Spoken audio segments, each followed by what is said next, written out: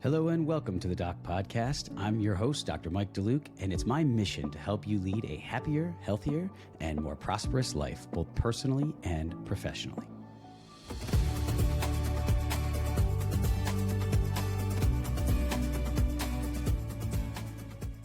Hello and welcome to this episode of the Doc Podcast. Today's guest is Melissa Mugno. Melissa is CEO of Faciology and is a visionary in orofacial myofunctional therapy and airway health. With 17 years in the dental field as a dental assistant, hygienist, and dental director, she has a deep understanding of multidisciplinary treatment challenges, especially in orthodontics and pediatric dentistry. Certified as an orofacial myologist in 2013, Melissa has helped over 1,500 patients improve their dental stability and overall well-being. She is known for her innovative whole-body approach to oromyofunctional therapy, making groundbreaking connections across health disciplines. Melissa is also an educator and speaker who has shared her expertise with organizations such as the Breathe Institute, AAPMD, ICCMO, and the American Laser Study Club. She prides herself on having an energetic, down-to-earth teaching style and empowers professionals to integrate airway health and myofunctional therapy into their practice. Some of what we discuss on today's show includes why Melissa decided to pursue a career in orofacial myofunctional therapy, the OMT certification process, and if credentialing is standardized across the industry, why many dentists don't see a value in myofunctional therapy and what can be done to change that, how to help patients understand the value of seeing an oromyofunctional therapist, treatment approaches such as Myobrace and MyoMunchies, if there are specific ages and times when myofunctional therapy is most beneficial, how to integrate oromyofunctional therapy into your dental practice, and much, much more. So without further ado, let's get on to today's episode with Melissa Mugno. Enjoy the show, everybody.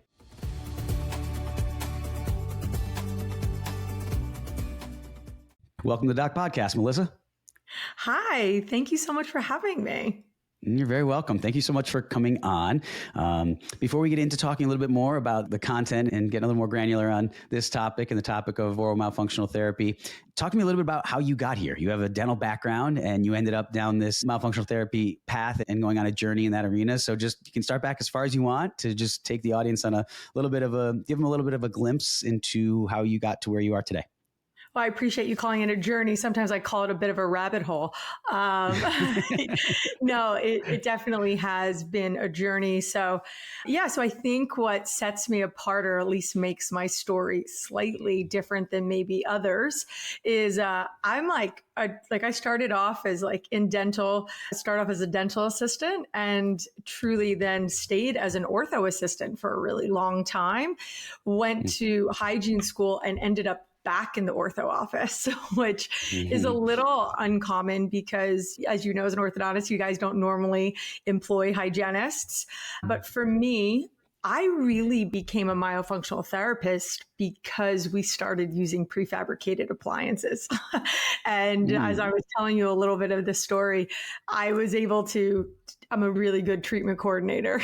I could sell ortho quite well, but I sold a lot of it and then eventually went on a bit of a needing to figure out what this therapy was because it was creating a really big obstacle in our office, as I'm sure many of your listeners are used to. But just to give you guys a little background, as I said, I started off in the assistant world and ended up in ortho.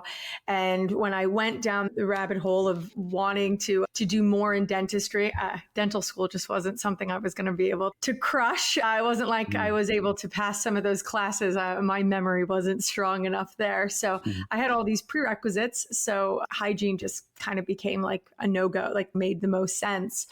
So when I finished it, I have to be really honest, I really didn't enjoy it. It was really, it felt very, I don't want to discredit the field because I love it and I'm so grateful for it. But for me, it was just very monotonous. I didn't love it. I really enjoyed the movement of ortho. I don't know if the speed of it, the collaboration, the visual aspect of it, if that makes sense to you.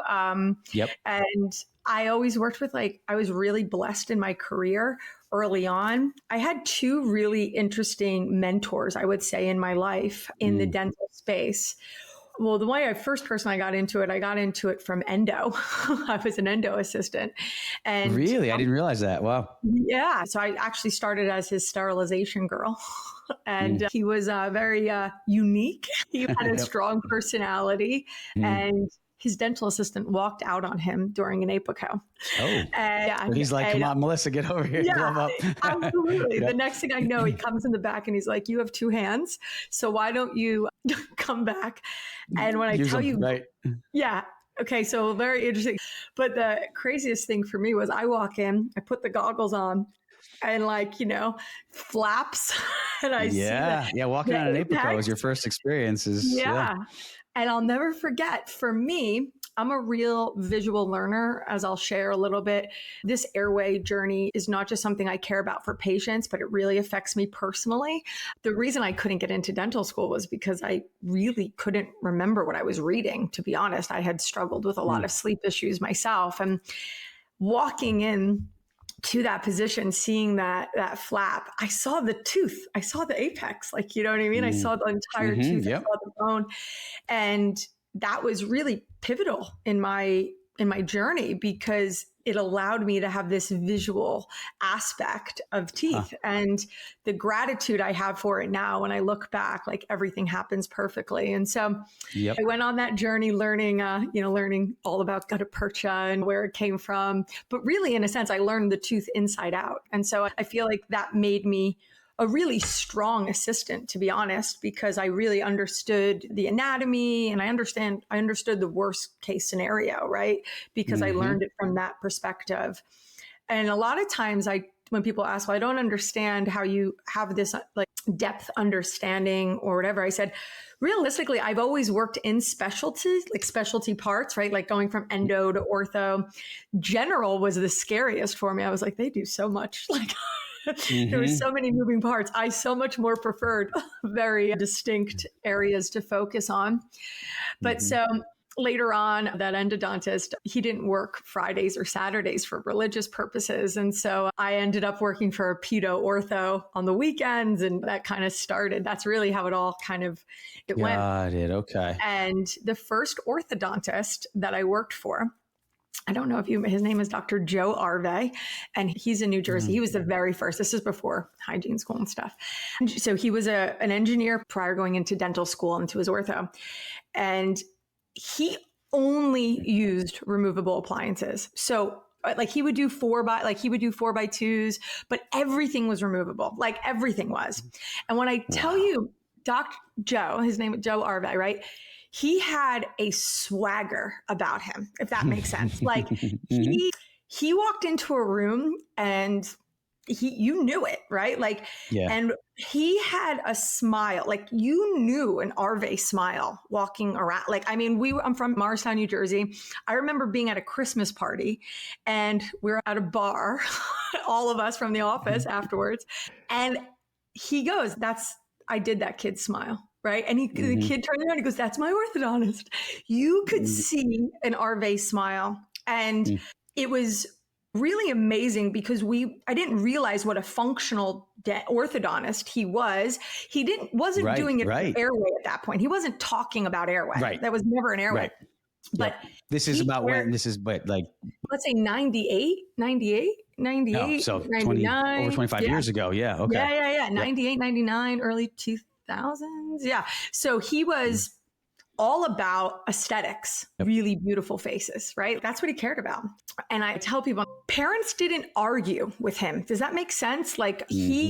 You just did what he said because you paid you wanted your child to look like that. So because he set the expectation and there was really not any room for excuses or any of that, I just thought that's just the way it was. And that showed me very early on, anything is possible if you set the expectation up, right? As long as you create a need, people will do it. And moms would come in and say, I want my kid to look a certain way. He was a level of detail and perfectionism that I never seen. And I will be very honest, he ended up firing me. But thank gosh, because if he didn't, I probably wouldn't have pushed myself to do more, because there just was no excuses allowed in his office. And I was with him for 3-4 years. I was devastated, but because working with him meant something. And later on, then move past, life goes on. I met Dr. Skolnick, and Mike's father is a neonatologist. And same thing, him and I had started in the ortho kind of world in another unique space. We were working for a general that worked with a very high-end consulting company called Whitehall Management. I don't know if you guys know that name back in the day. Just high production, high collection, like just high numbers, right? Very customer service based. And, it was about an experience. And so it was interesting. They were bringing in ortho in this general practice, and it wasn't like a regular ortho practice. Anyway, we learned a lot about customer service there. We learned a lot about just this patient experience and like creating a vibe in the office. So I'm teeing this up a little bit because I hope this gives your viewers a little bit of understanding where I just had a really unique space in dentistry. I come from start off with this orthodontist that's like, people just do what he says, removable appliances, big, broad smiles. And then I ended up in this like very high end functioning where even the general, everybody got nitrous, never charged for it. Everybody was just cleaning. And, beautiful people. Beautiful people at the front desk. Like when I say I don't mean looks, just the way you carried yourself, like makeup done, very polished. It was an experience. And they would teach us that when you come to the dental office, yes, you want to have relationships and rapport, but it's an experience for them. And so they would use like the ice capades as an example. Like, could you imagine if you brought your little girl to the ice capades and Belle was crying because her boyfriend just broke up with her? Like all of the people in the audience would be like, suck it up. Right. I paid to come see Belle, not the actress upset. Not to see, Sarah who's playing Belle, right? Right. Yeah. And so they taught us in this, from the consulting aspect, that in a way we were characters and that we were creating on stage. And we were creating an experience, and that we were really to be present and make every patient feel seen and just really like respected and have gratitude for all of that. And that if we were going through personal stuff, we were there for each other as a team, but we weren't supposed to show it. So here we're learning all of this, and I'm just watching this very higher end level of dentistry. And later on, Mike went on to open up his own practices. And now we're coming into that 2007, 8, and then later into 10. His father, as I was saying, was a neonatologist. Mike he married a pediatric dentist. Couldn't have written it any better.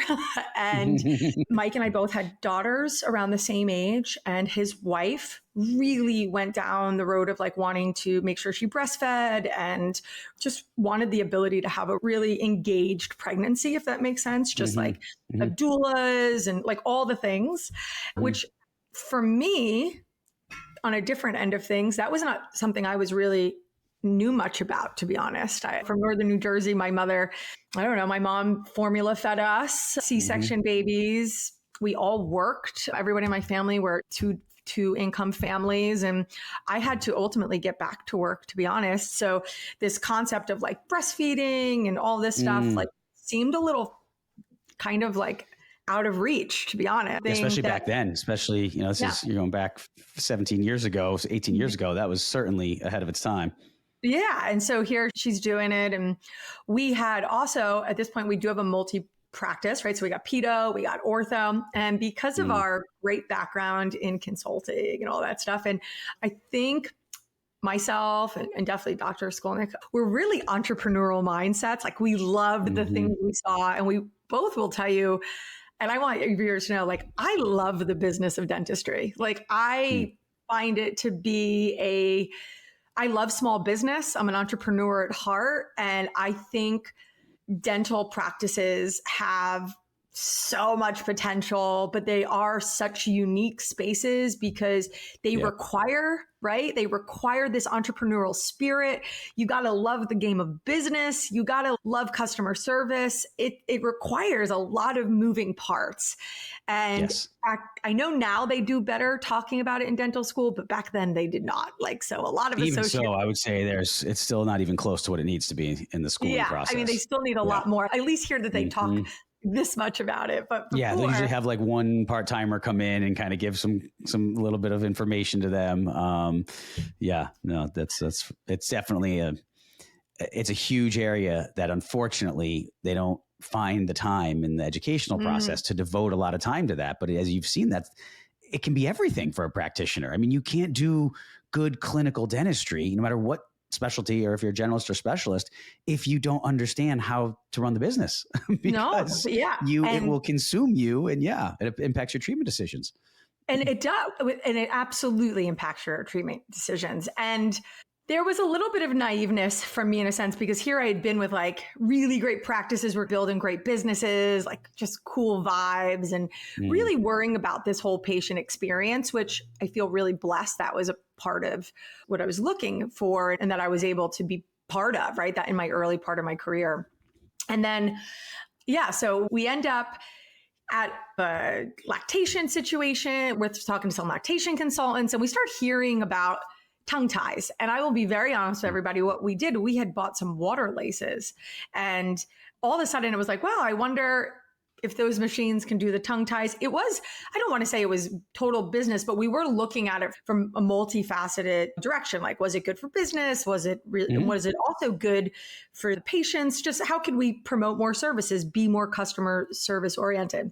Yeah, so that was I want to interrupt you. Sorry for 1 second on that, Melissa. When people hear, I'm glad you said that, because I love that you were honest about that and said there was a business decision involved in there too. So often I find people in dentistry are afraid to say that and be like, well, no, it was all about just doing it for the patient. Well, you're running a business. So ultimately, you're not just going to invest in some technology, which could cost you, let's say, $100,000 of total time, energy, investment, whatever it might be, and then not have a way to bill for it and recoup that investment and then grow your practice.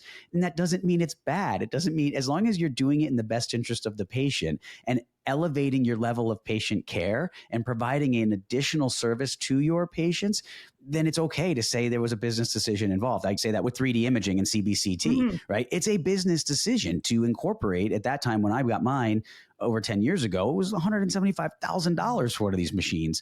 They've come down a little bit, but that's a business decision, right? You've got to be able to have a way to recoup some of that, or else you're not running a fiscally responsible business. And then it will impact, as we said, your treatment decisions therein. So I love that you were honest about that and said, look, we were looking for a way to expand our practice and differentiate ourselves, and that's okay. Yeah, we were doing what we could to cultivate and create a really great experience, and at the same time trying to stay cutting edge.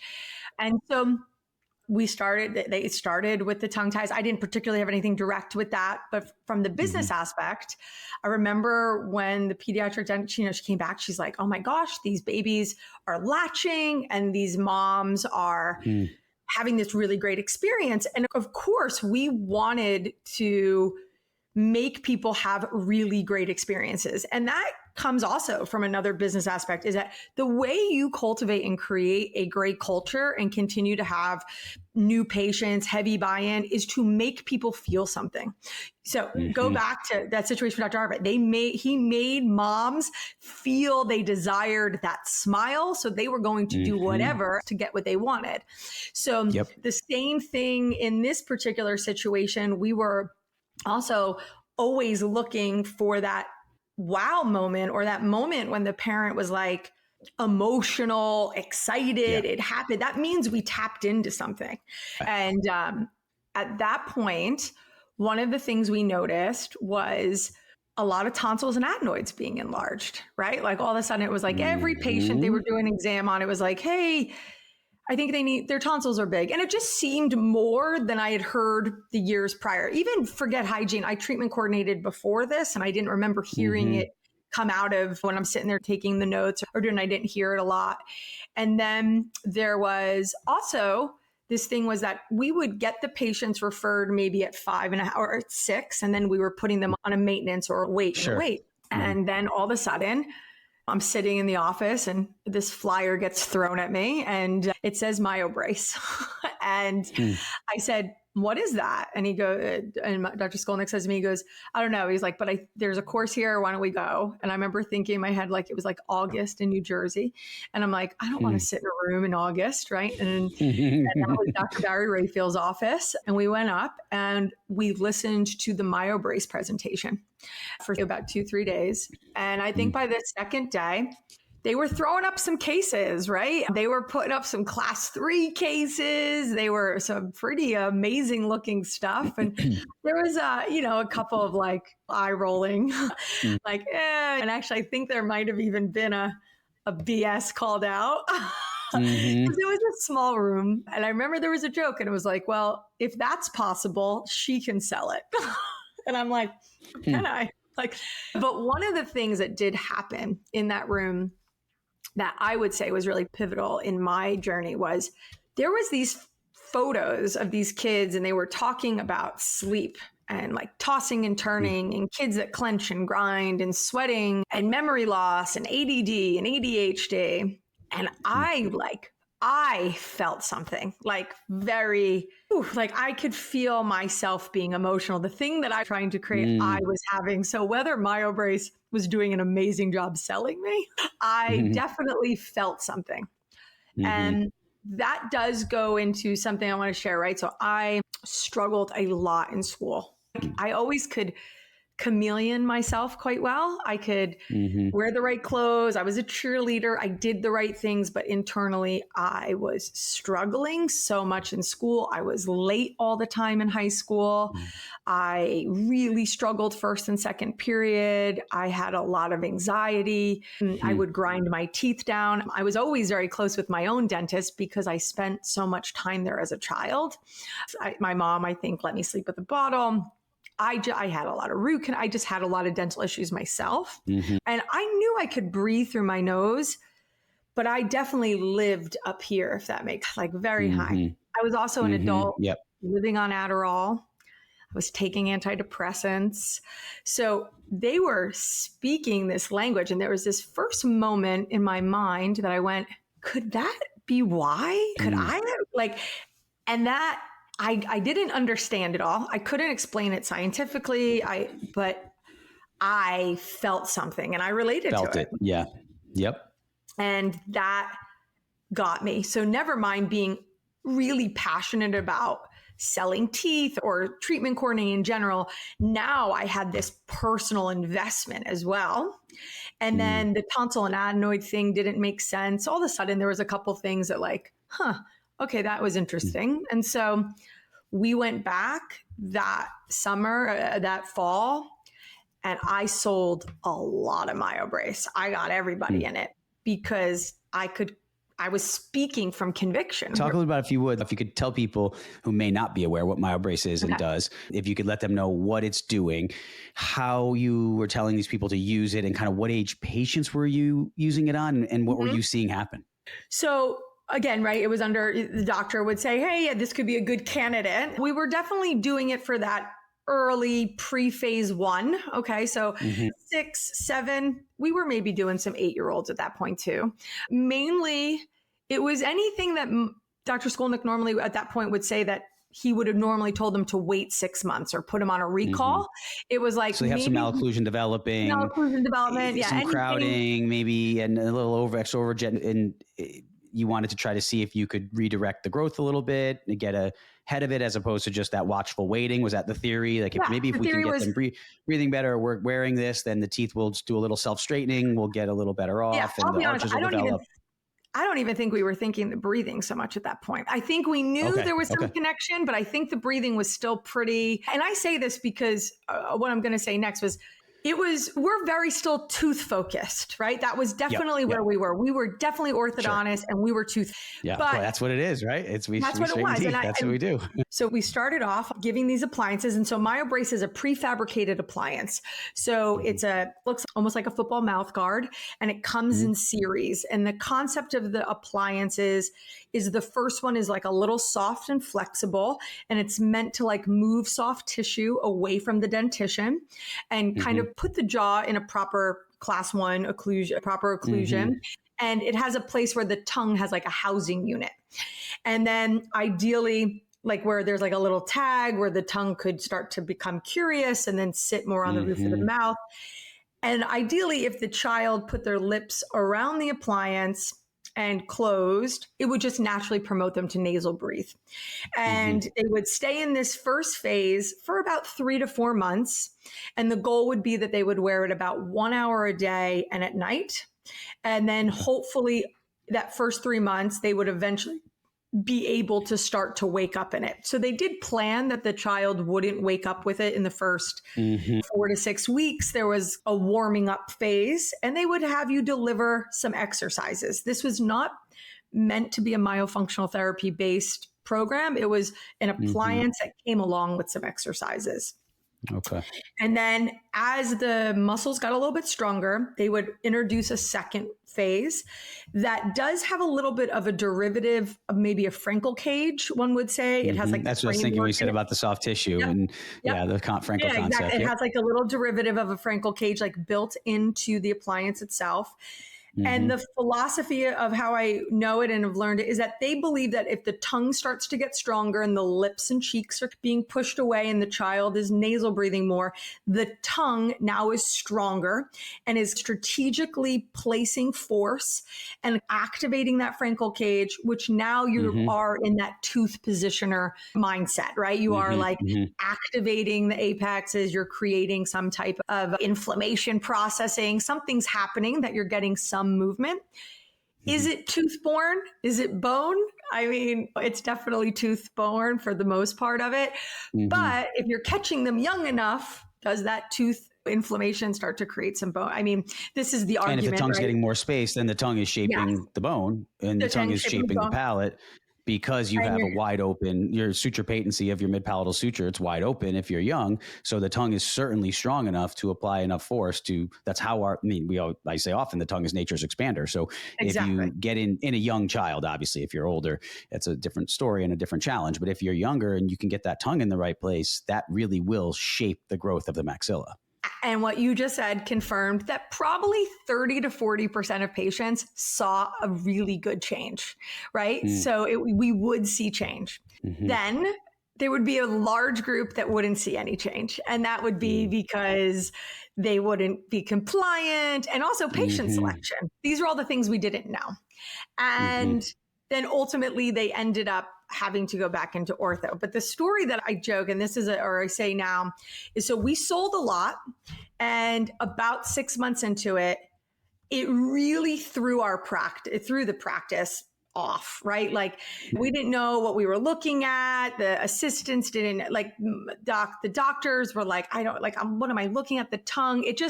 We lost our flow real quick. And then all eyes looked at me, right? And he was just like, I don't know, we got to figure this out.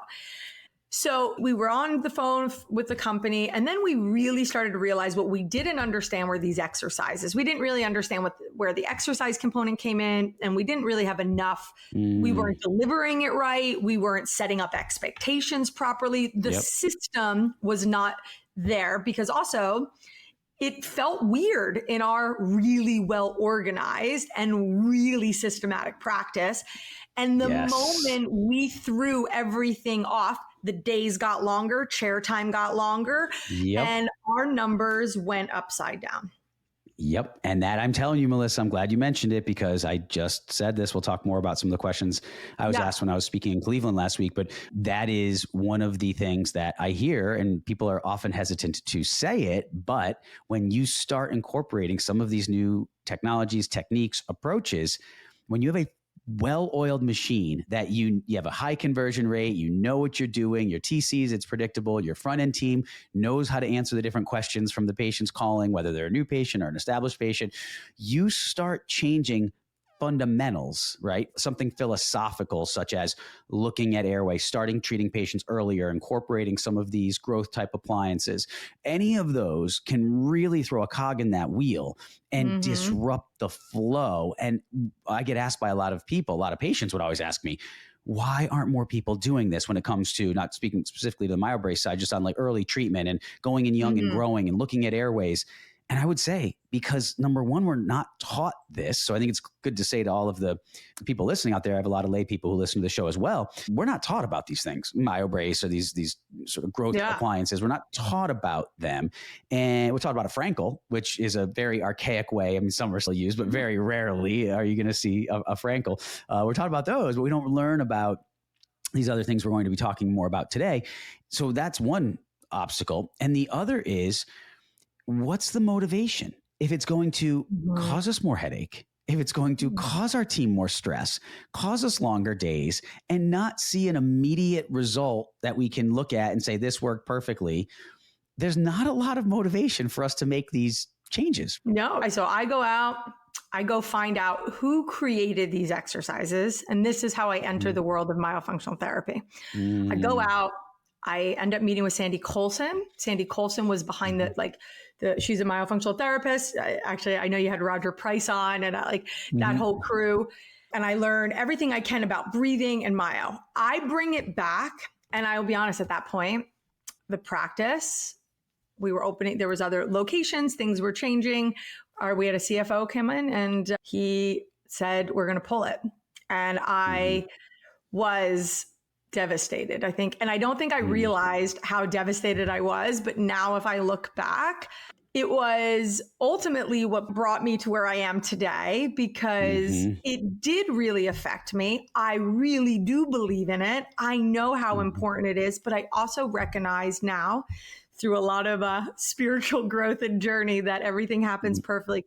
It wasn't primed and ready. It was creating a huge issue in that practice. And because of the level of what people expected from us, the customer service that we gave, and the type of branding and who we were, it was not well oiled to be in that area yet.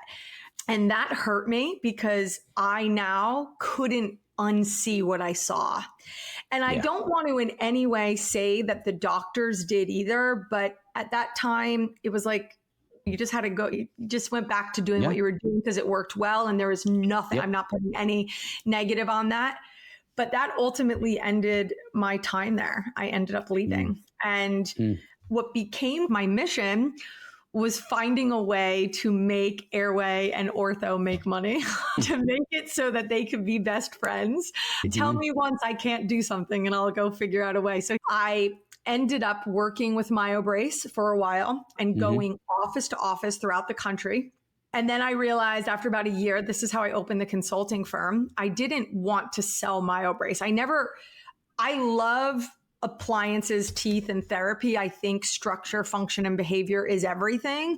And I can talk on that in a little bit, but I went to all these practices, to all these ortho and different places that really had bought in, and it was the same thing over and over again. Like you just couldn't figure out how to make it work in that model. It like 100,000. I mean, they were in so much. Now there was a couple unicorns, don't get me wrong, a couple people that just crushed it, and they were really probably high functioning, like really good detail productivity guys and gals that just could figure it out, but they couldn't scale it. Most of them can't scale it. They can keep it moving without a doubt. And most of them, and if you notice, and I hate to say is where you're seeing some of the great airway docs now a little bit younger, or some of them mainly were in their later 40s, 50s, because they had already had established practices. They could have somebody do it, and then they had time, and then realizing that airway, like opening a new business, it's a separate. It changes. It's a total game changer in your practice. Exactly. It's a total game changer, a disruptor if you don't know what you're doing too. Yeah. So, and like, if you don't plan for that and you don't strategize it and have the right people around, it is not going to last, because it's going to end up creating more headaches, even though it's meant well, like it's supposed to do. It has so much potential, but at the same time, if everybody in your staff is just like, rolling their eyes, the days are so much longer, and you, the provider, are just sitting there talking so much more because you have to educate on that level, you're going to destroy your chair time. You are. And it's not going to at the end of the day, that's only going to last so long. And I'll be honest, I got a lot of negative for it for a while, especially around 2016, 17, 18, 19. It was like heavy tongue tie season and everything had to be done a certain way. And here I was saying like, I think you can break it down a little bit more. I think you can make it more digestible. I don't think it has to be one size fits all.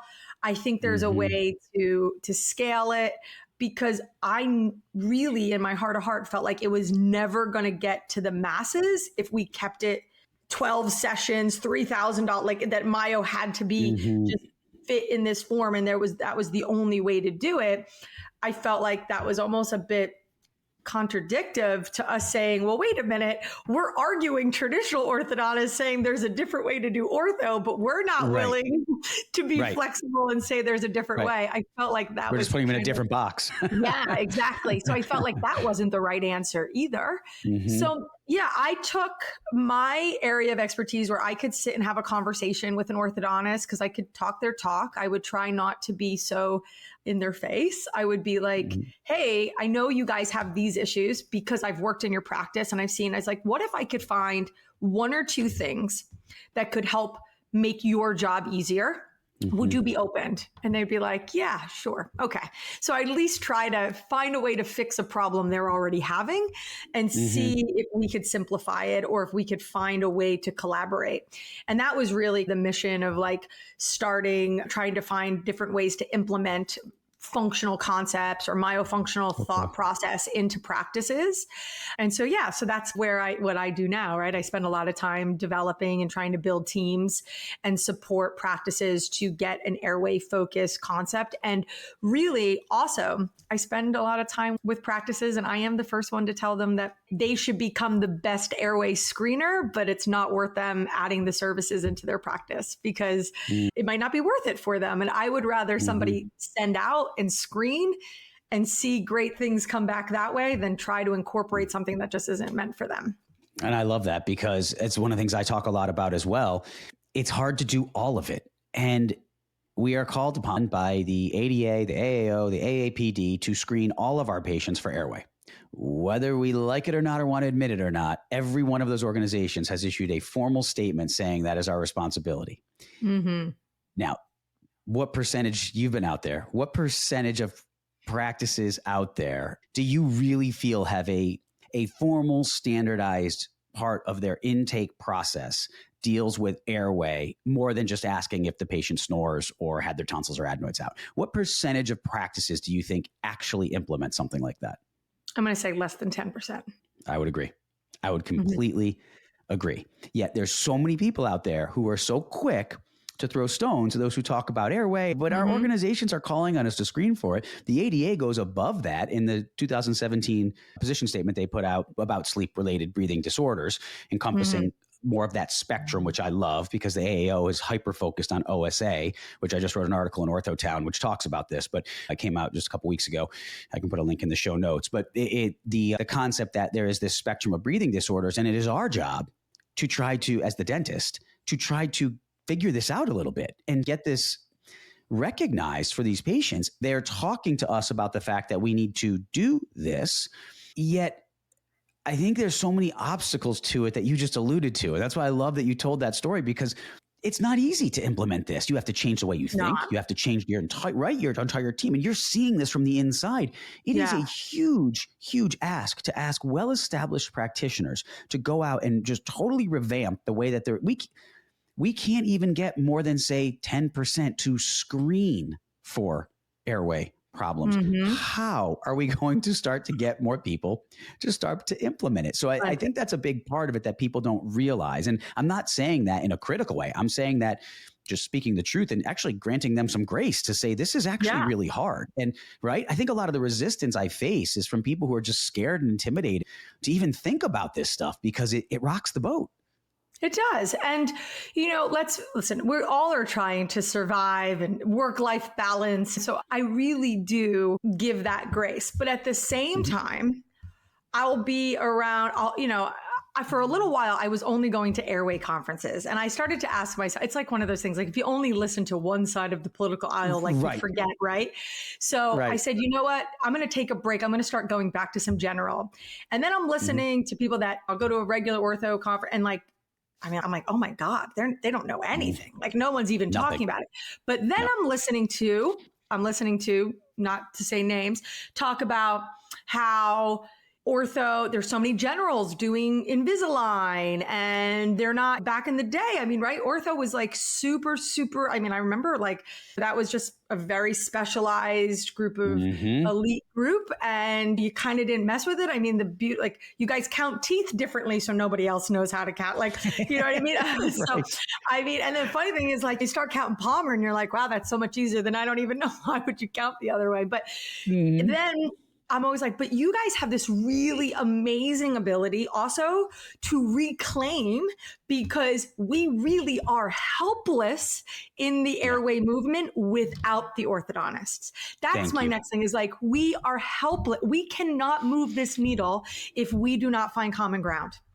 And if I had a mission, that's what it is. And I'm hoping by me being able to come and chat with you, like, I just want to like sit at the table and I will be the biggest advocate to say, hey guys, and I'll tell you, this is where I think myo hygiene and speech hygiene, I love them. Why I've had some success in the area is they don't know your woes. They don't know your financial situations. No hygienist has really seen what it looks like inside an ortho practice, not their fault. It's very different than general. It's just a different mindset. And so it needs its own area. It needs its own kind of sit down beta testing of what works. I'm all about, let's create a beta test. Let's take 10, 20 offices and try out 3 or 4 different methods, come to the table and let's sit out, say, okay, that did not work. This did work. And I go back to Dr. Arve, which I really think if he can have people walk around, because it will become a marketing thing for you. It will, you want people to say, I want that smile. I want my kid to have that face, but that face requires bright eyes, big cheekbones, smile wide. Wide smiles. Tooth show. Smiles. This is your poster. This is your brand. When you were saying that with Dr. Arve, I was fortunate enough in my community, people called it the DeLuke smile. And at the time, I mean, it's not like the other orthodontists weren't straightening teeth. It's not like they're leaving them with like crooked incisors, right? Like, so what are they reacting to? It was that broad arc. It was more incisor display. It was, as you said, brighter eyes because I was airway focused. And I never, ever advertise. And things stay out there forever on the internet. So if someone wants to try to prove me wrong, go try to find it. Yeah. I never advertised or promoted myself as focusing in airway or specializing in that arena or that I fixed airway. I simply said that I took a more patient-centered approach where we looked at the overall health and well-being of our patients. And I got known for that. So people would come because they knew they were going to have a different experience in my practice because I was looking at more than just lining up their teeth. I had this 3D imaging machine. So I would look at the airway. I had relationships with my medical colleagues. I mean, heck, a lot of my patients came from the medical colleagues who they would go to see the ENT or the allergist and they would notice because we would talk and I would teach them this side. They taught me a ton as well. They would notice the high arch palate and the anterior crowding and they would say, you need to go see my friend, Dr. Mike, because they're doing amazing things younger now with these patients. So that is how you build and grow a practice organically. And you said you create a culture where people want to be seen by you because of the services you're offering. It goes back to that feeling you got when you were in the Myobrace meeting and the consultant group was trying to teach you prior to that you wanted to create in people. It means more to them. I mean, if you're trying to differentiate yourself by being the best tooth straightener out there, that's a pretty hard thing to compete on, right? I mean, at that point, you kind of get distilled down to price. It becomes, well, what's different about you? You're going to charge me $500 more. The guy down the street or gal down the street is going to do this for $500 less, right? Straight teeth are straight teeth, braces are braces. Honestly, Melissa, when early in my career, I heard that more. Once I got in this arena where I was looking at the 3D images, where I was asking all these sleep and airway questions, where I was helping my patients live healthier lives, not just more aesthetic lives, but healthier lives, the questions of what's different between you and the guy or gal down the street went away. We didn't get asked that. It was almost like, and my fees, I'll be open to say, were higher than my colleagues in the area, they would say, we know it's more to go see Dr. Mike, but we know he's doing more. Right. Yeah. It wasn't just about straightening their teeth. And I'm so glad I didn't know the conversation was going to go in this direction. And I'm so glad you brought it there, because that's why I love this forum, because things come out in these discussions that you and I are having a discussion that we would have at a meeting, literally. Like you and I would just be having this talk, and people are getting to hear this, the real details of what this involves, whether these are lay people or colleagues who hear this and say, oh, so maybe there's something to this on a deeper level. Maybe this isn't just about, right, like some gimmicky appliance. It's about, I really think it comes back to more comprehensive, holistic, patient-centered care, right? And not this siloed, like straighten teeth or do a filling or a crown or, they're bruxing. They had a lot of wear and attrition, make a night guard. Why? Why are these patients having these issues? And I think, yes, you're right. If we highlight one dysfunction and we say, okay, everybody who clenches or grinds, they all need all these things. No, that's not true either. I believe everything's in scales. I don't think it's black or white. When I start my own consults, I tell everybody mouth breathing is a scale. It's not black or white. It's not, do you mouth breathe or don't you mouth breathe? It's always like, okay, so out of the day, are you like 90-10, 70-30? Mm-hmm. Let me ask you a question. When you were 4, were you like 60-40? Like what time during which type of your growth did you maybe sway more this way or that way? One of the things that I have worked on was the art of communication and the way to navigate and have a conversation. And these concepts are so much more about the art of conversation than they are about right or wrong or about setting up unrealistic expectations. Where when I go back, and I will tell you, I have lots of pedo and I have some great generals and I have some great, I have all these, I know so many great people that they have bought in, right? Like they believe it and they can really start the conversation. They could volley the serve, right? And then all of a sudden they'll say, I don't know where to go next with the structure. And I'm like, I know. So they'll call and then they'll say, well, my orthodontist is kind of, he's not against it or she's not with, but they're kind of dismissive. And I'll say, all right, well, here's the way so it is our biggest obstacle. So the problem is the only way to get through this is to find a way to collaborate and to find a happy medium, because it's not 100% right that every kid should get a tongue tie release and that every kid should get 5,000 worth of myo. That's not right. But it's also not right. Or that every kid even has an airway problem. Like not every kid has, not every malocclusion is an airway problem. I say that all the time too. It's like, but doesn't that almost make it harder? Doesn't that almost make it harder? Because we want to just be like everyone that walks in, especially in an ortho office. And as an orthodontist, I can say this. When I was giving my talk this past week, I asked there was a group of all types of dental professionals. And I asked the orthodontist, what do you think is the average time an orthodontist spends in that treatment consultation? And I was going to say 1 to 2 minutes. And their answers were less than 2 minutes. So if it's that small of an amount of time, you cannot do a comprehensive workup of that patient, even if you have great intake systems and forms, even if you have great material being pulled ahead of time, which in my practice we did. You still need enough time to look through it, look at your patient for more than just their teeth, look at their face, look at their eyes, look at their breathing, ask some follow-up questions, because the parents won't always answer everything either truthfully or they're just rushed when they fill out the paperwork and the forms, even if it's like a Shervin sleep questionnaire. They don't always answer it on his right. I mean, it just happens. So you have a responsibility to look at your patient in greater detail. And then you now have to figure out, well, is this a patient that has an airway problem? Is it not? Is there any benefit to going in now? If we do, there's a lot more thought. And I want to hear your thoughts on this. Don't you think it just becomes easier to say, we're going to wait until more teeth come in? Maybe we have to extract some, maybe we don't. It's not even a debate about that, but I'll just fix it when they're older. And the part they don't say, which I'm saying, is because that fits within the system of my practice. Yeah. Absolutely. I mean, when you don't have the resources to support something, I mean, if I have somebody come out and they evaluate my house and they see an issue, unfortunately, sometimes if they don't have the ability to fix it, they might not, they'll say, oh, well, let's keep an eye on it or whatever. It does matter. That's such a great point. I haven't heard it said that way. I love that. Yeah. You make a joke. I'm the queen of analogies, because that's another thing. You got to break this down to people that are not medical so that they can understand it. I mean, Yep. I actually am really great. I'm so happy that you brought up the fact of how little of time you guys normally spend in the consultation. And I want to say, I totally understand that because, right, in a perfect ortho office, you are the engineers, you're telling us what to do. And you're lucky enough that you have a bunch of strong people that execute your ideas. And right. And you show me an orthodontist that's cranking and doing really well. They have very strong ortho assistants. I actually have found usually high-end ortho assistants.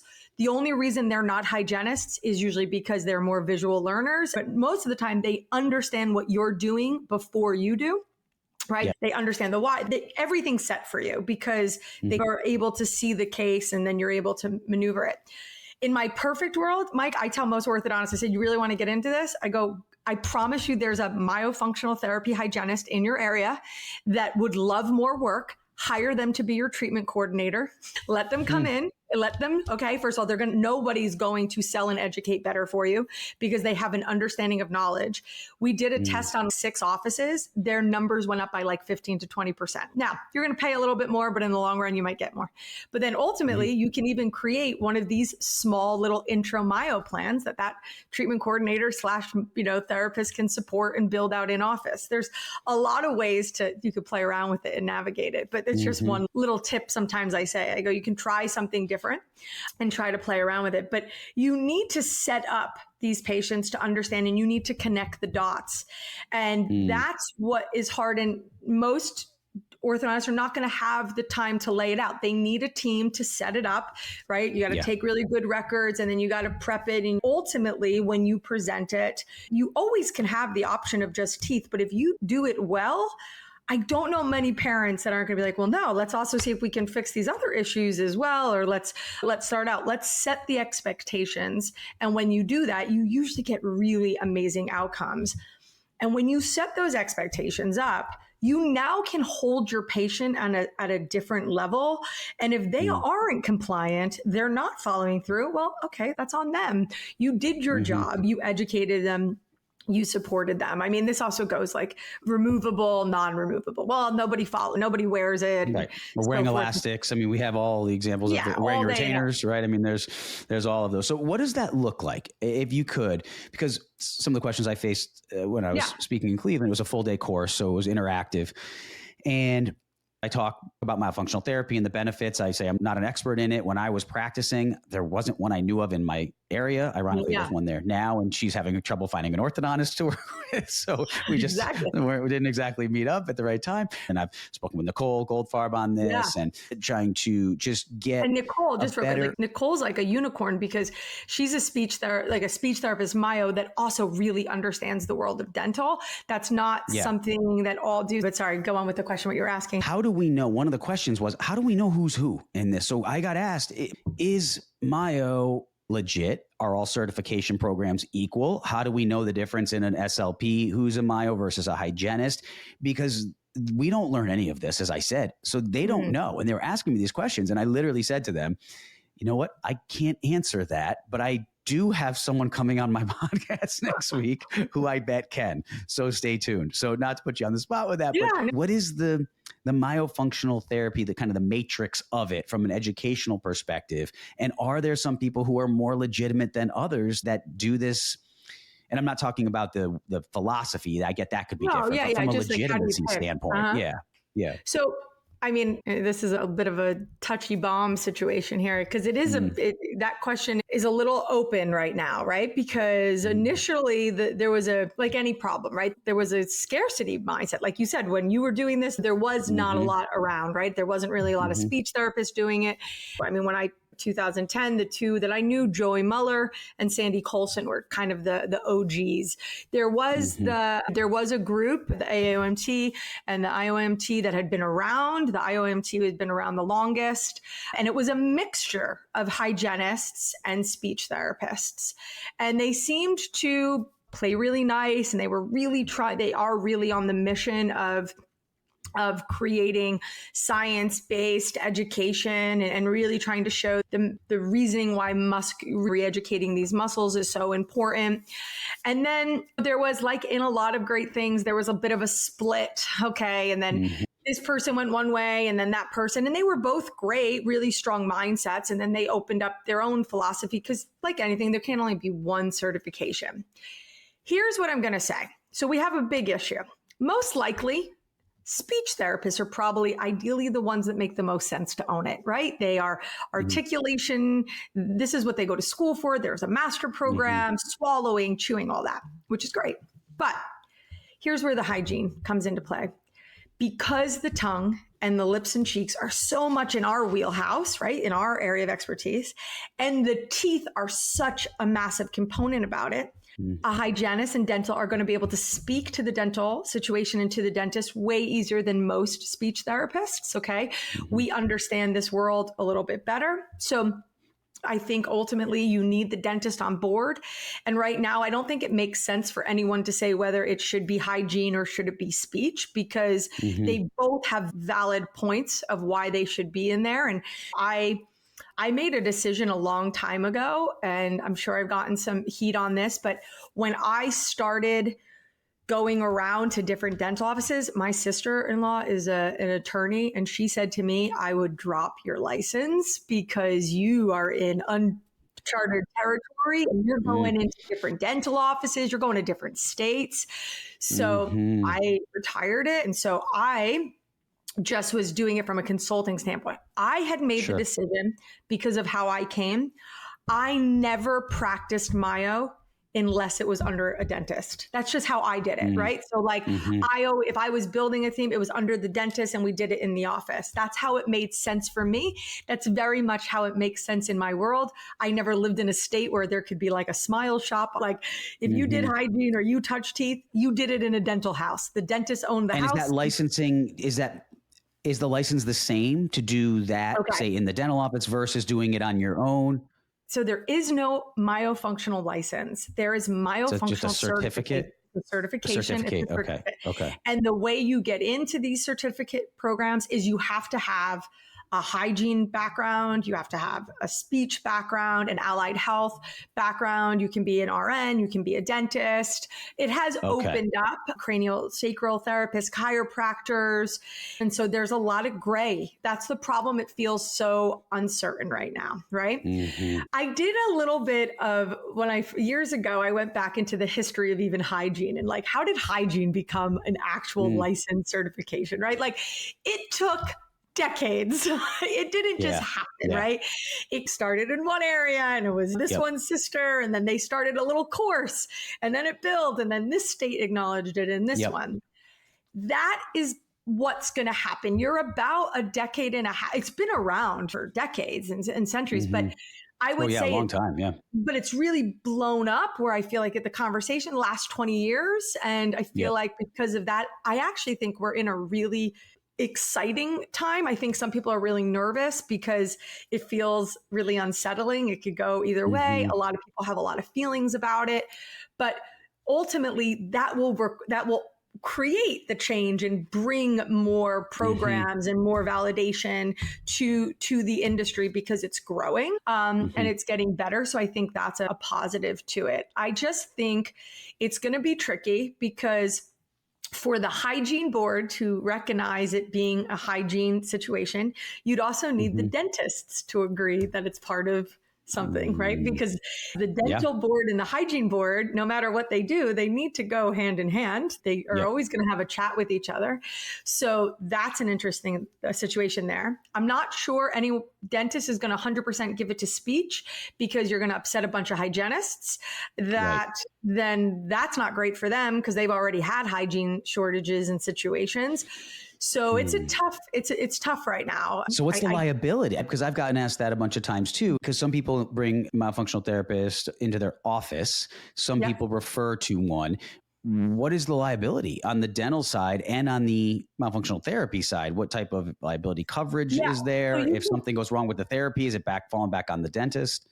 Yeah. So the good news, is you can get, most of your malpractice companies, there is a myofunctional therapy coverage aspect. Like you can add it to your hygiene, or you can add it to, I went and got massage license, so I can put it under there. You can tuck it into some different areas. So there's no formal No. insurance policy. Let's say if you're going to practice as an orofacial myofunctional therapist, there's no policy you get for liability at this point. No, you can get an oral myofunctional practice. Yes. As long as you can get an NPI on it, they will give it to you. Yes, you can. Yes, there is. Sorry, I didn't mean to confuse that. Obviously, speech therapists have no problem with this. It falls absolutely under their bylaws and their guidelines, and they can bill insurance for it. Hygienists cannot. Now, freestanding. But if the dentist and the hygienist are working together, and it does bill under the dentist or under that, or you can submit it to medical or something. There has been a lot more states that have gotten more coverage, because also the dentist can become a myofunctional therapist. Doesn't mean that they have to practice it, but they can oversee it in their house. Okay. Yep. So do you recommend that if a dentist is going to bring someone in, that they do that? I think it makes the most sense. I think if you're going to bring something in-house, there's no reason why you should know exactly what they know. Do I think you need to know every exercise? No, but you need to know the whole program of it. I do teach with a group called MyoMentor, which is Sarah Hornsby, and she's been doing it 10 years certification wise. It's a 12-week certification, and she very much encourages. We had 300 dental practices, like the dentist plus the hygienist come into it together, which has been really helpful, because then the dentist gets it. And then also it's under the practice, and then they're choosing to create the program in-house, and they can tack it on to all kinds of things. I mean, I had a general tell me that he really noticed so he had his 2 hygienists take it. He took it as well. He does a lot of cosmetic dentistry plus some Invisalign, and he realized that adding some tongue thrusting exercises and breathing exercises was only helping all of his veneer cases because they were thrusting less and things were settling better. So having the team come together, having the hygienist and the dentist come together, now you can bring it back and really figure out where this makes sense for the entire practice. So I do really recommend that. So, and then now you have multiple certification courses that you can take. And the IAOMT has opened up now that there is a formal certification process. So you can take any of those courses, you submit your hours, so many cases, and then you can get your certification for that. So that we just saw that in the last year, or I think it's been 2 years. And I don't know all the board members, but there's been a lot more conversation of coming together and trying to open up. So that's really exciting. But then, of course, we also had a lot of new certifications pop up in the last 2-3, especially COVID. There's been a lot. For a while, myself and Sarah had taken a fair amount of them. I don't think I've been able to take all of them since. But just to give your listeners an idea, the core concept is that you learn how the muscles, primarily from the oral face, have an ultimate effect to the dentition during swallowing, where the tongue resting should be, elevation, ultimately how much compensations. And what this means is how much, due to the weakness of your tongue, are you relying on your mandible? Are you relying on your genioglottal muscles, on other muscles in your face to do the work that maybe your tongue can't do on its own? And that's really what a good myofunctional therapist in the beginning is looking at. They're really focusing on your breathing patterns. How much are you relying on your mouth versus your nose? And so our 4 main concepts are to really assess and gauge nasal breathing, patency, how often and what does their breathing look like? Also, where is their tongue resting primarily in their mouth? And is it kind of floating? Is it thrusting? Is it activating in a way? And then overall, what is the weakness or strength of the oral bicularis, of like how strong is the lip muscles themselves? And then how natural does the face look at rest, right? Like, does it look, and strained, right? Strained. Yep. Is there a lot of mentalis use? And then the other big thing is body balance. Just noticing, how does the entire body look? Are shoulders off? Is head forward? Lower back? Feet not flat? Just going beyond the mouth and starting to connect the fascia itself. So now, where I have been very clear that I stop is as a hygienist that focuses on tongue mobility and tongue function, I stay in that lane. How much is the tongue moving? How much is it affecting the dentition?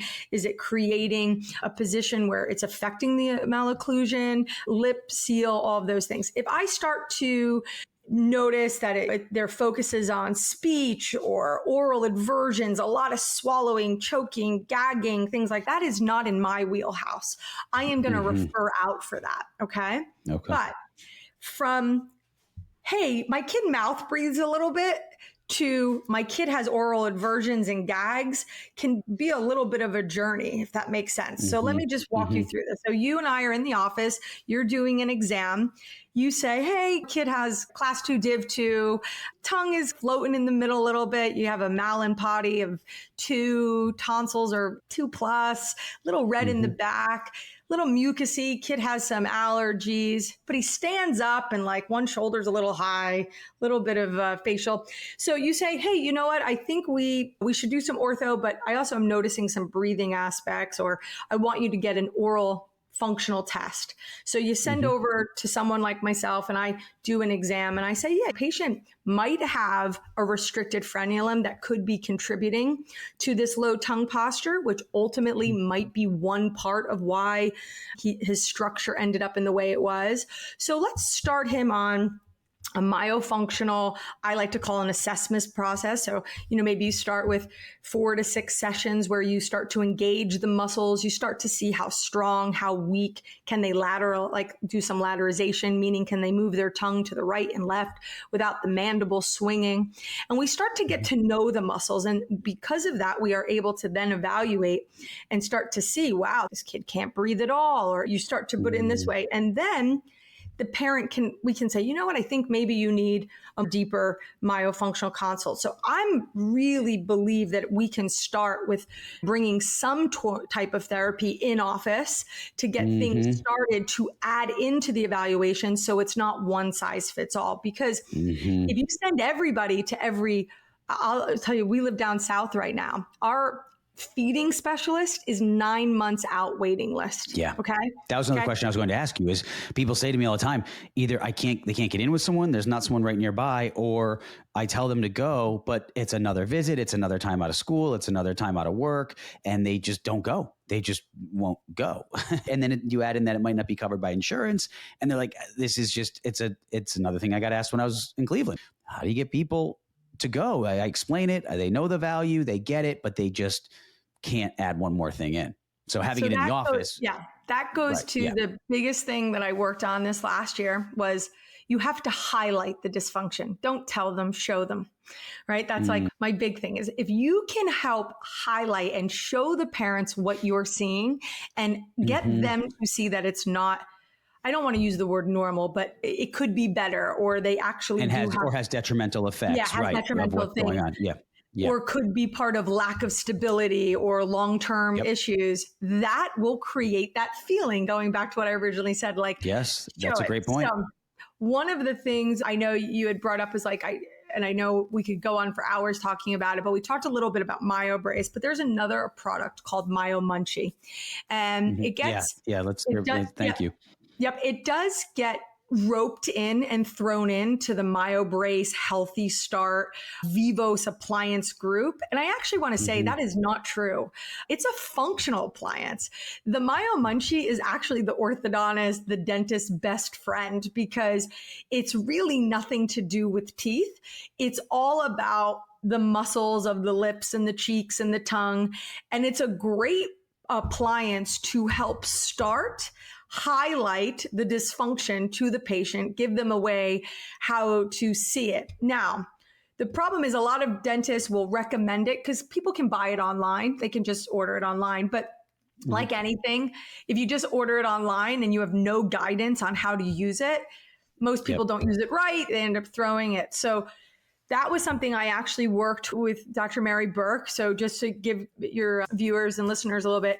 So Myobrace, the company is called Myofunctional Research Company, if I'm correct. And there was 2 people that originally started it. It was Dr. Burke and Dr. Chris Farrell. Like great minds, they split off.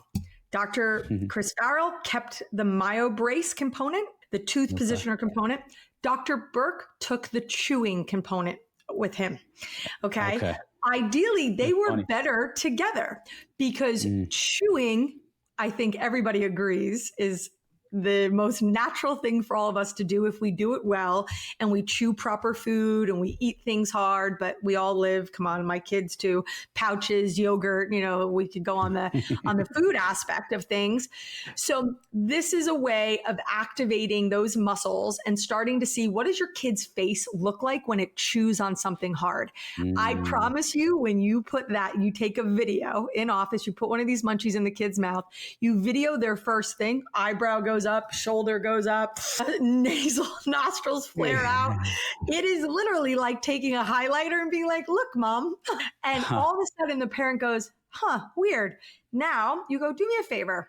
Let me have you chew on this thing for the next 2 weeks. Let's just go 30 seconds twice a day. Give me some consistency. I don't need anything perfect, but I'm going to ask you to do me 2 favors. Just have the kid stand up against the wall or sit up straight, feet flat. Just don't have them laying on the couch. Okay. And all of a sudden they chew. Guess what? Jaw goes forward. This goes, like, you can see how uncoordinated they are in their mouth. Yeah. The drool comes falling out. So now, and what age would this be typically? That you can start this one 2.5, 3, but in a lot of ortho, I'll say have them include. I mean, come on, you charge $350 or $400 for your consult. Throw in the munchie in the console, like in a fee or up it or something around there. You can play around with it, give it to them. It will activate. You can create a whole screening base off of this. And then if you come back and have a review of findings, say to them, hey, how did the munchie go for 2 weeks? Did you take some videos for me? It's a really non-invasive, digestible way of starting to get some type of eyes on the things you're talking about. Then all of a sudden we saw moms be like, my kid can't chew on that thing. My kid's gagging on it. My kid's one nostril is always this. It hurts its teeth. Oh, wow. You know what? Yeah. Can you imagine what happens when we put in an oral appliance? We're going to have soft tissue dysfunction. We're going to have association. Chewing on these bristles actually creates good blood flow. I mean, I could go on and on about the positives of it, but the truth is that little appliance makes a lot of this very easy. And it's a double duty because most myofunctional therapists, if they eventually end up in therapy, they can bring their little tool with them and they'll use it in therapy as well. So those are the things that I try to find that can be really helpful. So yeah, the munchie, so Dr. Burke's daughter took it over, Mary Burke, after he passed. And she's a chiropractor, really specials on baby neuromuscular, primitive reflexes. She is a plethora of amazing knowledge. And ultimately, she created the BB one, a small one, and this little great course that goes along with it. It's not too expensive to take. And what we have seen, just getting little kids chewing on that pre and post, whatever. There's like, everyone likes it. I always say, anyone that knows about munchie, it's the Switzerland of the airway world. No, everybody's like, no one gets upset about it. No one gets too offended. And I think we need more of that, things that we can all agree on. And that has been something that I really have found. And those are my goals, is I just want to think. So if anyone takes away, that particular appliance is definitely different, where the Healthy Start, the Myobraces, and the Vivoses, those are a little bit more in the same, they're in the same housing unit. They're all prefabricated tooth positioning style appliances with the same philosophy behind them. So if somebody's like, do you do Healthy Start or Myobrace? I say, like, do you like Nike or Reebok? Like, it's a branding thing. And it really does matter the provider, because like every ortho tool or any tool, it just, if the doctor really loves it and they know how to use the tool, then cool, let them go do their thing. The brand doesn't matter. And in dentistry, I think whenever we become brand named heavy, it feels awkward. It would be like somebody coming in and, well, that's what happened with Invisalign, right? When people started being like, that's what I was going to say. Yeah. Yep. Yeah. That's exactly it. Yeah. That's what you're seeing now, even with the tooth pillow, is they're taking the concept of going direct to consumer to try to get the consumer to start asking questions. And I always say, like, listen, Invisalign, I had an orthodontist tell me once, you tell them that thing doesn't work. You tell them that Invisalign, and Still then, allowed to say that. Yeah. well, then Yeah. 2 years later, I think he was a premier Invisalign Yep. provider, Oh, which, yeah. Yeah. I get it. Happens all the time. Change is hard, but those tools are all just, it really matters the hands they're in, right? Like there's a place for them. There's a place. I know some people and some providers that will use them for after expansion, or they'll use them pre for a little while, but patient selection matters. You need to know what you're screening for. Like you have a heavy mouth breathing case with big, large tonsils. The kid can't keep their mouth closed for 1 minute. Like you don't want to use a Myobrace or a Vivos. Right. What are you putting in? Thank you for that explanation, because you explained that so clearly and so well. And I get asked that question all the time, and you literally covered all of it. And so I learned a ton from that. And obviously I know everyone listening will learn a ton from that. And now I can refer people to this episode when they ask me that question and say, if you want to really hear it even better than I can explain it, Melissa was on my show and she did a great job with it. So thank you. And you have a really nice ability to simplify and explain. And I could see why you were good in that TC role for sure, and do very well in the consulting arena, because you definitely have a gift in that regard. The thing I want to really underscore and highlight in that as well is this all again comes back to learning about something new, being open-minded, and then figuring out more than just throwing it at the patient. And on the note of Invisalign, when people say these things don't work, right? They keep falling out on a Myobrace type of thing, or let's say the MyoMunchie, they won't use it. Well, if you don't know how to use them, and not just use them from a technical perspective, that's important, but also to educate your patients on how to use them, but even more, educate your team members on how to educate your patients. If you don't do all of those steps, of course it's not going to work. Nothing is going to work if you don't understand it, the fundamentals of it, and how to implement it. And back to what we were saying about getting a patient to go, I completely agree with the fact that we have to show our patients rather than just tell them. And I love that you said you have to help them understand it and feel that. And that is why one of the things I teach in my courses is what I call an airway tour. And it's how I go in to the nose and on a 3D image and just take the parents on an airway tour. And I literally say, anywhere there's black, air can go. Anywhere there's gray or white, it can't. And anybody can understand that, because they look at it. I mean, they're looking at these images, and there's a sagittal view and an axial view and a coronal view and a 3D view. And there's all these, they don't know what they're looking at. So instead of just saying, oh, look, here's, Johnny's adenoids, I take them on the tour. And then if the turbinates are enlarged, or they have opacities in their sinuses, or there's obstruction in the nasopharynx, or there's lack of oropharyngeal space because of posterior tongue posturing, all of these things, the parents are like, oh, wow, that's not a lot of black there. Well, yeah, that we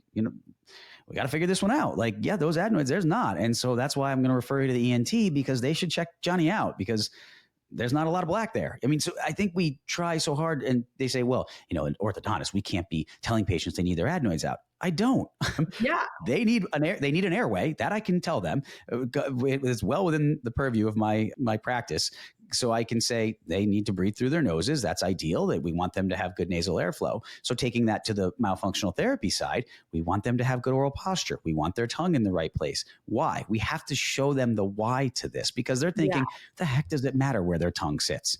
As long as it isn't hanging out of their mouth, does it really matter? They don't know. They don't know. And we just assume because we tell them it's really important that your tongue sits up in the roof of the mouth. Why? Right? So I'm glad you highlighted that, because it's really important. We need to do a better job educating, but it goes back to time, doesn't it? If we're rushing them through these consults and we're just getting them in, just looking at the teeth straight enough, or do we need to straighten the teeth, right? Are they ready yet? Is there enough crowding that I got to jump in? Is there a crossbite? Is there a severity of malocclusion that warrants me jumping in? You tell the average orthodontist that they need to start seeing a kid at 3-4 years old and start working with the way they chew and the way they breathe. Honestly, Melissa, they don't want to hear that. I know. I don't know how else to say it. They just don't want to hear it. They don't. And it's because it's like, again, and there's an orthodontist local here, great guy. He's such a good guy. Right. And I found out through the grapevine that he took residency. I think he was up in Stony Brook or whatever. I live in Louisiana, and somehow or another. That's where I went to dental school at Stony Brook. Oh, okay. Yeah. So I guess he did his ortho there. So he knew who Barry was. So I was like, oh, wait. So he must know Airway. And we met on my own son. Okay. So my son, I went in there. I just said, listen, I'll write the script myself. I just need you to submit it. Like I said, just put it in there. I'll crank it. I'll write away all the liability. And, we expanded upper and lower on him at 3 and 4. And I was very clear to him. I knew why we were doing what we were doing on my son, because my son was struggling. It really wasn't about his teeth. I said to him, I'm like, the teeth to me are just a roadmap showing me there's more work to be done. I said, as a parent, I know that my son's crossbite and his high voltage palate is because he doesn't sleep great. I have a bonus baby. He's 7. He's 7 now. I have a daughter who's 14. And of course, the bonus child was born with all the things, because the universe said, you think you're going to go around teaching other people to do this and you're not going to have your own. And JJ has all the things. And when I use his case, I teach an ortho and myo course, because I think it's important that myofunctional therapists learn how to speak your guy's language, because I think that's going to bridge the conversation. And I use my son's case and I say, there was never a destination for him. Every time I went in, I wasn't telling the orthodontist what to do, but I said to him, I want you to know what my expectations are so that you don't feel pressure. I said, I just need you to expand as much as you can, because I know his nose is deviating. And I think the more you can straighten out that upper maxilla and you can do it, is a better chance he'll get straighter and I can get more volume of air through his nose, because I've took out the tonsils and adenoids and it's still not great. I see that he's favoring one side to chew more than the other. So, and he kind of looked at me and he goes, all right, Melissa. And JJ, I told Jackson to sit still and be good. So there wasn't a lot of behavior modification and support that he needed to do. Which is another struggle orthodontists face. That's great you did, because we don't know how to treat 4-year-olds. Yeah. And then JJ's sleep got a little better. And all of a sudden the orthodontist is like, he's really not snoring anymore. I'm like, nope, it's working, right? So my son, his best friend's dad is a neurologist. He don't want to hear a thing that I'm doing, but he loves my kid. Our sons play, best friends, they play. And I could tell he was looking at me like, what are you doing to this kid? You got all this hard wire and all this metal in his mouth. And all of a sudden he looks at me and he goes, JJ's ears are different. I said, yeah. I said, because I'm changing his skull, dude. And he goes, interesting. He said his ears were here, they're back. He goes, you're definitely doing something to the skull. So I didn't even need it. I'm like, all right, the neurologist just told me we're getting some type of growth. Yeah. And I said, he said, I don't want to know anything else. This is a small town. I don't want to get in the middle of it. He goes, but I don't think you're as crazy as I did originally. Interesting. Then we move forward and the orthodontist wanted to make him an Essex. And I said, I don't need the Essex. I said, don't worry. I'm going to put him back in therapy. I did give him a Myobrace. And I'll tell you this, it didn't work he couldn't even handle that, because he's still an airway. He's a phenotype 1. He's not a Myobrace candidate. And I didn't trust my own gut. I brought him up to Barry Rayfield and I said, Barry, throw Alf in him. And he goes, why? I go, he needs cranial structure. I know that I need to guide his growth. And, he sees a chiropractor and he does all this stuff. And I use this case as an example, is that I say, it would be hard for an orthodontist if you walked in with a 4-year-old or a 3.5-year-old and said, listen, you're talking about a 10-year journey, probably going to be somewhere about 20,000 all in, you know what I mean? But it's digestible pieces. And I took one piece at a time and I'm growing him forward. The crazy part is, if you saw my husband, who's in his 50s, he had 4 buys extracted, severe allergies, asthma, and I have these, I hope it's going to be one of my best cases, because I'm going to show literally my son started to look like my husband a lot, and then the expansion, and then all of a sudden he started to not redirect his face. Right, you start to redirect and change. And my son will come to me now and say to me, Mom, I need you to rub my palate. I need you to give me support up there. We took a scan. All of a sudden he had a mass in his sinus. He had all this inflammation because he has all these allergies and stuff. Took him to another ENT down here. They just had to put him. I go, my kid's not breathing great. They put him on steroids. They put him on some antibiotics. We took another scan and he goes, wow, it's still a little inflamed in there. And he looks at me, he goes, are you open? He's like, I think we should do a little surgery. I think I gotta do some liposuction in his nose. And I said, yeah, anything to help him breathe. And he looks at me and he goes, I never would do this on a 7-year-old normally. He goes, but you guys have done, he's like, the kid does Neomed sinus rinses. You've expanded them. You've done this. And I just say this is that if you do set up the conversation, doctors want to help people. We want great patient results. And I think the more we have these conversations and the more we can show it, and we don't make it so black and white, like how I started saying, it's like not a yes or no answer. And that goes with, you had said about your course, people saying like, I don't know if Myo works. It's super expensive and all that. You're right. It can be super expensive. It doesn't always work. But that also goes with everything doesn't always work because they're not black and white, but not including some therapy, not discussing the structure, the function, and the behavior is doing a disservice at this time in dentistry. And that is really what I feel, as though I can't be okay just people saying it's hard. I get it. You don't have to do all of it. But there's myself, there's you, there's so many, Nicole, there's so many great people that have put themselves in really uncomfortable positions and been told we've lost our marbles because we've had we're doing it, and we are trying to make things more realistic and easy for people. And that's my big goal, is that I'm like, it does work. You just got to figure out how it works for you and your team and your practice. That was awesome. You just encapsulated everything we've been talking about throughout this episode, and so beautifully. And I appreciate you telling your personal stories of you and your life and your family. People don't realize that's not easy to do. So we hear this on podcasts, and as someone who goes on podcasts as a guest, as well as obviously has my own show, you've got to have a lot of confidence to be able to open up and be that vulnerable and share as much as you're willing to share. And obviously it comes from such a good place of you knowing what can be done for these patients, right? And I just really greatly appreciate that, and just acknowledge your ability to just put yourself out there and take the arrows and stones that are being thrown, and people saying, are you're a little offline with this? Yeah. And I just hope people, even if they don't agree with it, my suggestion would be start to think about things a little differently. And what you said today, my hope is that it will really challenge people's reality. And you also gave a lot of great information about just the field of orofacial myofunctional therapy and how that all works. That was awesome too. In addition to that, the context you put this in, so that people can start to see the purpose for this and how this can make their lives easier as the doctors and the patients. And what better than that, right? We all want everyone to be successful, have great practices, do great. And if you want to have a great brand, produce a really great product, and ultimately do things a little different, and get comfortable being uncomfortable a little bit, because it will go miles. And this is the best time to do it. People are looking for things a little different. It is the right time. It really is. So you can choose to put your head down and say it doesn't work and it doesn't matter. Show me the research. I think that's another, like, everybody, show me the research. Show me the research. I'm like, I show the research, and then you know what they do? I show the research, because I took that challenge, and as a clinician, but also an academician and someone in the academic arena. And I help do research with the residents at Nova, and I have my master's. And so I have some ability to get involved in the research arena. I said, you know what? I'm going to study the research in detail.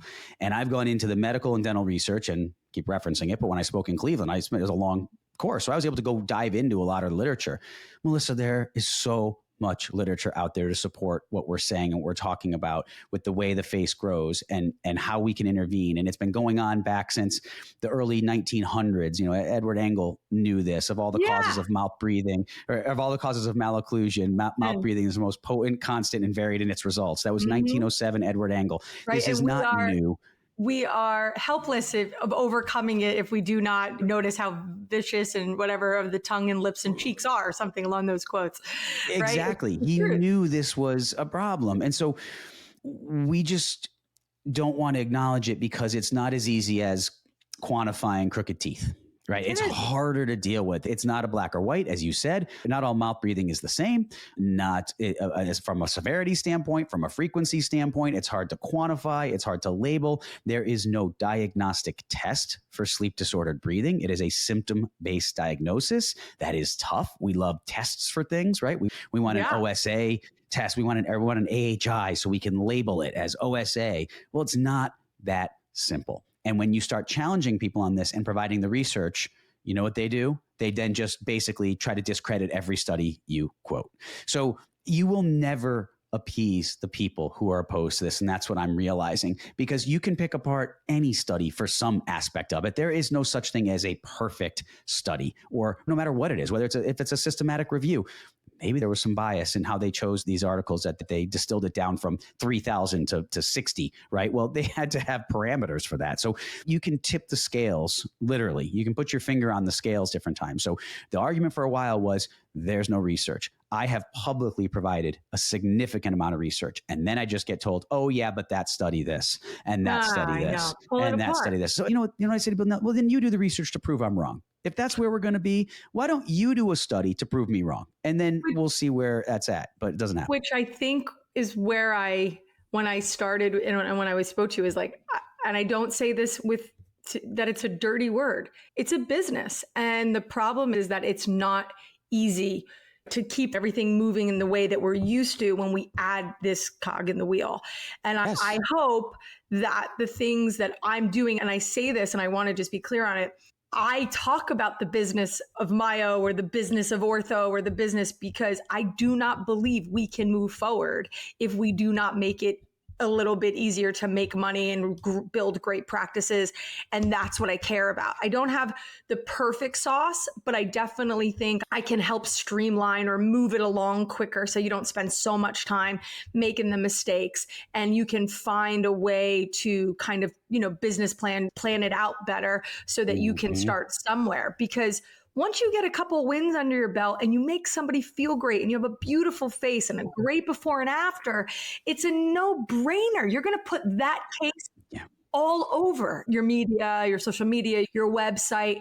And when a mom comes in or a dad and is like, my kid is different. My kid's sleeping better. My kid's eating better. Forget that. Athletes. Yep. I had an orthodontist in Denver who, with a lot of the Broncos, and I said, you want to optimize youth athletes? I said, make them breathe like none other. Optimize their oxygen advantage, get that tongue up, make that bite perfectly aligned, get them to work on balancing and straighten out their entire pelvic floor, domes, all of them up. I said, they're going to shave minutes off their miles and you will look like the guy that's doing it. I said, you don't even have to market it to the sick. You can market it give the kid the advantage. Who would think that the mouth can give you the advantage? I mean, Patrick, a lot of our colleagues we know talk about it. I go, these are great tools to use to give your business that advantage and edge. And you're not lying. You ultimately can do this. You can highlight. I had parents telling me that. They would say like they couldn't run the mile in gym class. And now they are doing great in it for an elementary school kid. And people say, oh, anecdote plural doesn't equal data. Okay, fine. But is it irrelevant? And people talk about evidence-based medicine. And Roger Price talked about this when he was on my show. But it's a triad. It's a Venn diagram of three components. It's your clinical experience and what you're doing clinically. It's the patient experience. And then it's the scientific knowledge. It's three parts. We have conflated that to be like, oh, evidence basis means it has to appear in a journal. That is not what evidence basis is. It was 1975. Dr. Sackett, I believe, is who it was. And there was a Venn diagram, and evidence basis is where those three circles intersect. So to narrow ourselves down and ignore all the rest of those other circles and just focus on the place where they overlap, that is all we see. Isn't that the myopia and the tunnel vision that we see out of a lot of academia and out of a lot of people who question a lot of this? As they say, they stay in that little overlap of evidence basis, and they say, and unless it fits within this little overlap of the three circles, then there's nothing else to see here. You're ignoring all of those other factors that are all relevant. And that is what I encourage people to do is, as you said, start a little bit at a time, Start incorporating some of these concepts and watch. Sit back and watch. And you will start changing lives in ways you never knew possible. And when we sit in meetings and it's just so research and this and the argument of the research, and then the moment you get out of the meeting and you walk in the back, then all of a sudden people are like, hey, Melissa, can I talk to you about my actual practice? And let me talk to you about what's actually, because it's all great, but you just argued it in there. But realistically, the reason you're arguing it is because you can't find a way to make it work in the practice. But it's also because you don't have a really great business plan. You're micromanaging your team. You're not 100% supporting them to be great in their place. You're not educating within your house so that they can educate out. So then ultimately it trickles into your community and you become that good person. And it all starts there. And I will say is that when you implement this airway concept or you change your lens in your practice, what it does that makes people uncomfortable is that it highlights the dysfunction that you have in your current practice. It will literally show you the things that aren't working great. And now you're like, oh, heck no, I don't want to deal with that. You don't want to deal with the fact that you haven't spent time, but now it's in a time to elevate and create this different culture and feeling. And I think when you do that, ultimately screening and bringing airway will become quite easy. I agree. And to add to that, it also makes you have to focus on the times that you weren't doing it. And that's humbling for a lot of people. And that's not easy. That's not easy to look back at your body of work and say, my gosh, not only have I been missing this all along, but I've been telling everybody else who said this was a thing that it's not. And honestly, that is not an easy thing for most people to do, especially the orthodontists. We're a proud group, right? We've achieved at the top of our profession. It's hard to have the humility to look. And I went on this journey early. I was on my own. I had my own practice my whole career. So I could do what I wanted to do from a patient perspective. I didn't have to ask anybody. I could use any material. I could do the best of everything. I didn't have to ask permission. I could change course.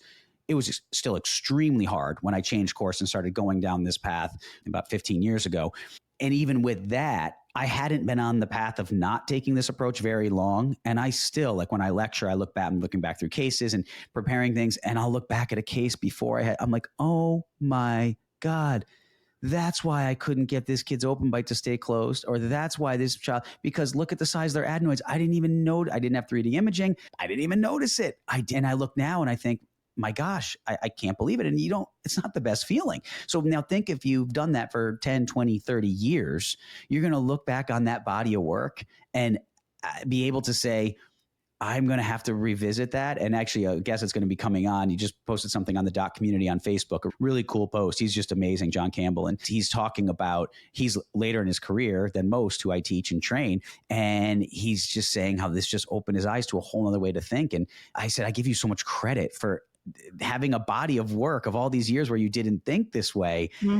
It's not easy. It's not easy. And I don't say that in a way to indict my colleagues. I say it as a way to extend some grace, to say, I get it's not easy. Just as you said, just keep an open mind. Start to go explore things a little bit, and you will see that it will make everything better once you start down this path.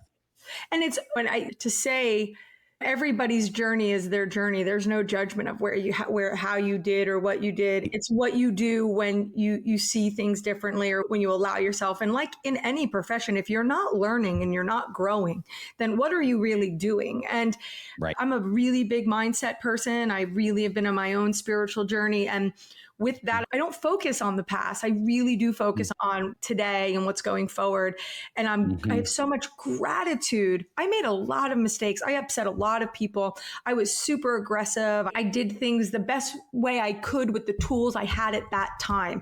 I didn't do anything with malice. But as long as every day, if I learn something new and I implement it and I try different and I go better, I feel like that is just, it naturally unravels. And I feel if you can open up your mind that way, it just makes things easier and you'll figure out where this fits for you and where it's right. But to say that it's not real and it doesn't exist, I mean, it's a sad way to handle it nowadays. You can say, I don't know enough about it. I got to do more research. Yeah, whatever you want to say. I haven't seen it as impact. Maybe that's not true. You don't see you're not allowing yourself to see it, I guess. Yeah. Yeah. Well, for sure. The airway is not a thing comment. I think we can say that anytime you hear someone say that, that's instantly a tell that they're probably not going to be that open. Yeah. So, well, thank you so much. How can people reach out to you? Anything you want to let them know that you're working on now, or what's the best way? I'm guessing there are going to be a good number of people who heard this and have some follow-up questions for you. So, well, I appreciate it. And thank you so much. So you follow me on Instagram, Melissa the Mouth. We're going to be launching a podcast of our own soon called Mind Your Mouth. I'm excited about that. Awesome. Anyone that's interested in the courses or more about the Munchie, there is a really great program that Munchie offers that I was able to support, and that's called their Dental Discovery Program.